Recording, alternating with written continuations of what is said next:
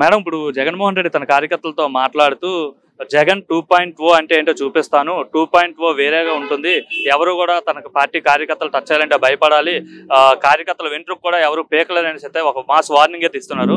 ఏంటి 2.0 వెర్షన్ ఏంటంటారు? అంటే ఇప్పుడు కరెక్ట్ గా మన ప్రభుత్వం వచ్చి మంచి ప్రభుత్వం ఎన్నికయ్యి 7 నెలలు దాటుతోంది. ఈ 7 నెలల నుంచి అసలు ఈ జగన్మోహన్ రెడ్డి గారు ఎక్కడికి వెళ్ళిపోయారు, ఎలాంటి మనకి తుఫాన్లు వచ్చినప్పుడు ఎక్కడికి వెళ్ళిపోయారు, మరి అప్పుడు చూపించకపోయారు ఆయన 2.0 వర్షన్ ఏంటో.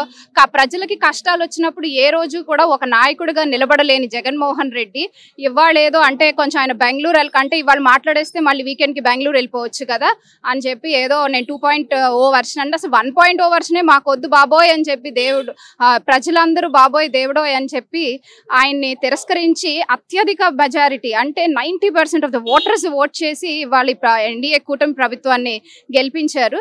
ఇంకా అసలు ఇలాంటప్పుడు అసలు ఏ రకంగా 2.0 వర్షన్ అని తను అనుకుంటున్నాడు అంటే పగటి కళలు కంటాం అంటారు కదా, ఇలాంటి వాటిని పగటి కళలు అంటారు అన్నమాట. ఒక 5 ఏళ్ళు ప్రజలు అంత మ్యాండేట్ ఇచ్చి 151 సీట్లు ఇచ్చి గెలిపించి నువ్వు ఒక ముఖ్యమంత్రిగా ప్రజాసేవ చేయమంటే ఆ 5 ఏళ్లలో నిరూపించుకోలేని వ్యక్తి ఇంకేం నిరూపించుకుంటాడు, అసలు ఏం చేసి నిరూపించుకుందాం అనుకుంటున్నాడు. ఇంకో మాట కూడా అంటున్నాడు, ఈ రాష్ట్రాన్ని ఏలుతామని చెప్తుంటే అది కూడా పైగా 30 ఏళ్ళు అంటున్నారు. 30 ఏళ్ళు 5 ఏళ్ళు ఇచ్చిన పరిపాలనే తుగ్లక్ పరిపాలన చేశాడు.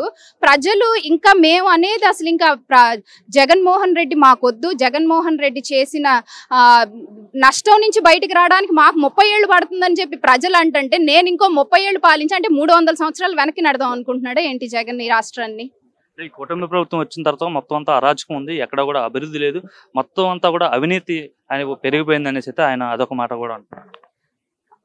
అంటే అవినీతి, అరాచకం, కార్యకర్తల మీద దాడులు అనే దానికి care of address YSRCP party.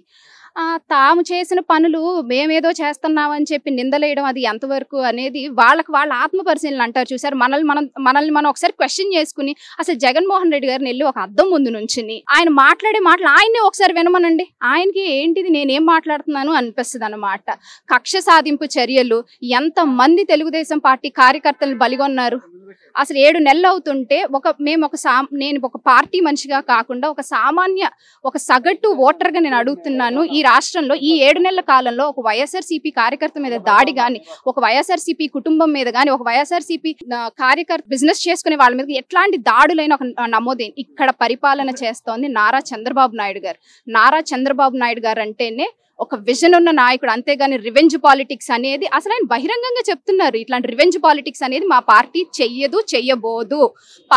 ప్రభుత్వం తన పని తను చేసుకుంటూ వెళ్ళిపోతుంది అంతే తప్ప ఇక్కడ ఆయన గురించి ఆయన పార్టీ గురించి పట్టించుకుని ఆ కార్యకర్తలను ఇబ్బందులు పెట్టే అంత టైం అసలు ఇవాళ ఆంధ్రప్రదేశ్ రాష్ట్రానికి లేదు. ప్రతి మినిస్టర్ ఆఖరికి అందరూ కూడా ఒక సీఈఓ కింద ఎట్లయితే పనిచేస్తారో నారా చంద్రబాబు నాయుడు గారు ఒక సీఈఓ లాగా ఈ రాష్ట్రానికి ఉంటూ బ్రాండ్ ఏపీ అనేది క్రియేట్ చేస్తూ ఆ సీఈఓ కింద ఎట్లా అయితే హెచ్ఆర్ డిపార్ట్మెంట్ అని మినిస్టర్స్ అట్లా ఒక్కొక్క మినిస్టర్ కి ఒక్కొక్కటి ఇచ్చి రాష్ట్రాన్ని ముందుకు తీసుకెళ్లాలని చూస్తుంటే ఇలాంటి మాటలు మాట్లాడడం అనేది ఏం లేదు. ప్రజల్లో మళ్ళీ ఏదో ఒక సింపతి పాలిటిక్స్ అనేది క్రియేట్ చేయాలని చూస్తున్నారు. ఓవరాల్ గా ప్రజలంతా చాలా చిరాకుతో ఉన్నారు, విరక్తి పొంది ఉన్నారు. ఎందుకంటే ఈ 6 నెలల 7 నెలల కాలంలోనే చంద్రబాబు ప్రజలందరినీ చాలా మోసం చేశాడు, అబద్ధపు హామీలు ఇచ్చి అధికారంలోకి వచ్చాడు. ఇప్పుడు ఎటువంటి పథకాలు కూడా అమలు చేయట్లేదు. ప్రజల తరపున నేను పోరాడుతాను, ప్రజలు చాలా ఇబ్బందులు పడుతున్నారు, రోడ్ల మీదకి వస్తాను, జిల్లాల వ్యాప్తంగా పర్యటనలు కూడా చేస్తాను కూడా అంటున్నారు.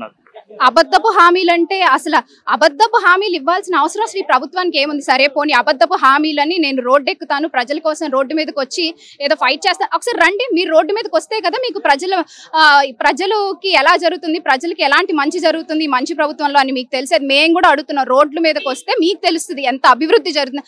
అంతేగాని తాడేపల్లి ప్యాలెస్ లోను బెంగళూరు ప్యాలెస్ లో కూర్చుంటే తెలియదు కదా మీకు ఏం అభివృద్ధి జరుగుతుందని రాష్ట్రంలో.